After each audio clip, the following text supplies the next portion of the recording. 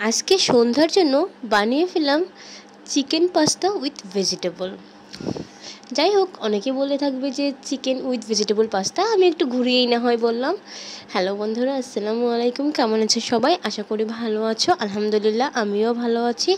আজকে চলে আসলাম আরও একটি অসাধারণ সন্ধ্যার নাস্তার একটি রেসিপি নিয়ে, যেটা ছোটো থেকে বড় সবাই কিন্তু খুবই পছন্দ করে এই পাস্তাটা।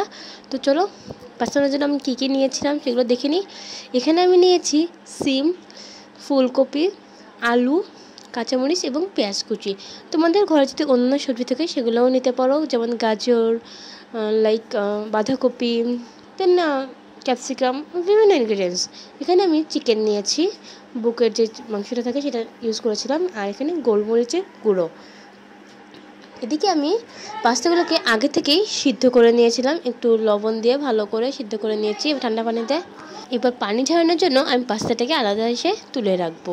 এদিকে কড়াইয়ে তেল গরম হয়ে আসলে প্রথমেই এর মধ্যে আমি মুরগির মাংসটা দিয়ে দেবো, তার সাথে একটু সামান্য লবণ অ্যাড করে দেবো। তাহলে মুরগির মাংসের ভিতরে লবণটা কিন্তু যাবে, নাহলে কিন্তু মাংসটা একদমই খেতে ভালো লাগবে না, ভিতরে লবণটাও যাবে না। তো ভালো করে আমি মাংসটাকে হালকা ভেজে নেব। এবার এর মধ্যে দিয়ে দেবো হাফ চামচের মতো হলুদের গুঁড়ো এবং হাফ চামচের মতো মরিচের গুঁড়ো।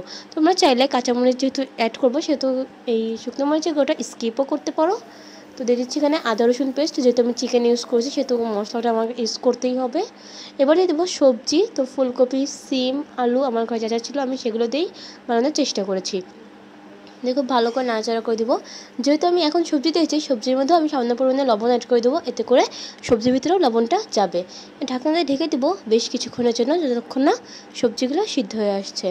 মাঝখানে একবার আমি এর মধ্যে ঢাকনাটা খুলে যে স্বাদে ম্যাজিক থেকে 5 টাকা দামের সেগুলো অ্যাড করে দেবো, এতে এটার টেস্ট আরও বেশি বেড়ে যাবে। একটু নাড়াচাড়া করে এর মধ্যে পেঁয়াজ কুচি এবং কাঁচামরিচ কুচিটাও দিয়ে দিব।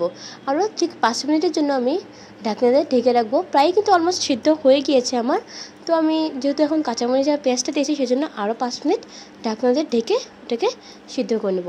5 মিনিট পরে দেখতেই পাচ্ছ আমার কিন্তু পেঁয়াজ থেকে শুরু করে কাঁচামরিচ সমস্ত সব কিছুই একদমই সিদ্ধ হয়ে গেছে। আমি একটু ভেঙে দেখাচ্ছি তোমাকে আলুটাকে, দেখতেই পাচ্ছ এটা কিন্তু একদমই সুন্দরভাবে ভাজা হয়ে গিয়েছে। এবার এর মধ্যে আমি গোলমরিচের গুঁড়ো অ্যাড করে দিলাম। গোলমরিচের গুঁড়োটা তোমরা চাইলে একটু স্কিপও করতে পারো, আবার একটু কমিয়েও দিতে পারো। দিয়ে দিচ্ছি আমি পাস্তা, যেহেতু আমার পাস্তার পরিমাণটা বেশি ছিল সেজন্য আমি সব কিছু পরিমাণটা একটু বেশিই দিয়েছি। দিয়ে দিচ্ছি স্বাদ মতো লবণ।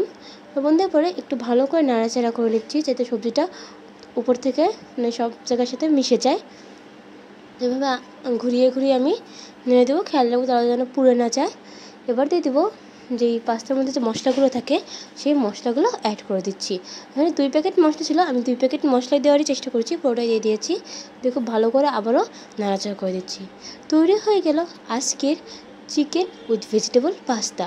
কেমন লাগলো বন্ধুরা অবশ্যই কিন্তু কমেন্ট করে জানাতে ভুলবে না। ধন্যবাদ সবাইকে।